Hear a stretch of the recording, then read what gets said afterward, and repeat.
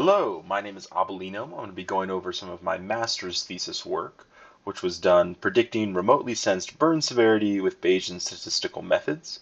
This was done alongside Dan Cadole and Enrico Zorzetto, as well as Francis Rengers at the USGS. So what we did is we tried to use Bayesian statistics instead of traditional machine learning and random forest type of methods to estimate DNBR, which we know is useful for predicting debris flow hazards. We wanted to use Bayesian statistics, so what we did is we said that DNBR is given by a Weibull distribution, which is parameterized by kappa and lambda. And it's a different Weibull distribution for every vegetation type we see on the landscape. And it's also dependent on factors we know to influence burn severity. So our vegetation density, our measures of climate aridity, and some measures of topography. Now we wanted to test which measures of topography are the most important, and we find that elevation variability and heat load index, which is a function of aspect, turn out to be the most important predictors in the topographic space. Now what this allows us to do is estimate the statistical distribution of DNBR through the parameters of that Weibull distribution. Instead of just predicting the most likely DNBR value, we're predicting that full distribution. Now, what you see here in the middle is how those distributions change according to those variables and parameters. And so on the top here, in the dashed lines, the filled-in curves, this is our observed data split between high density vegetation and low density vegetation. And these solid lines are the simulated predicted distributions. And so we can see that the observed data and the simulated data shifts out towards more likely high DNBR, high burn severity values.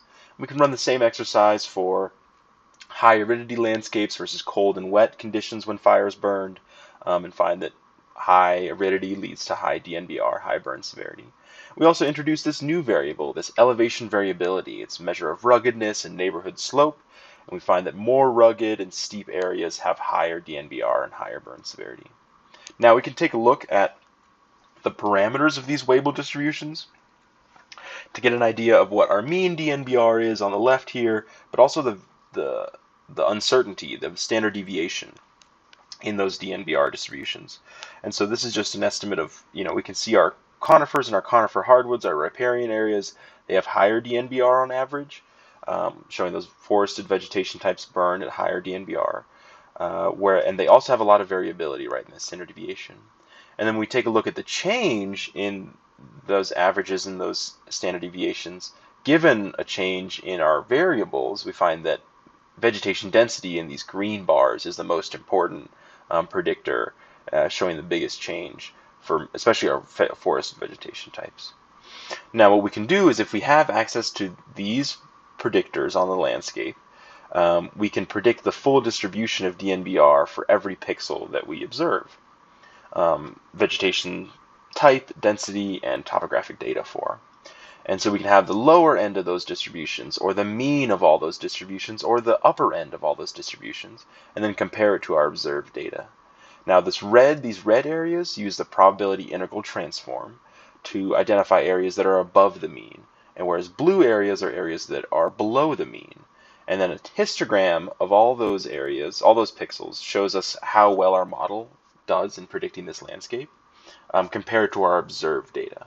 And so we find that with this uniform distribution, we're seeing our observed data as frequently as we'd expect, which is important because we have a lot of areas that are much higher, high burn severity, and much higher than we'd expect.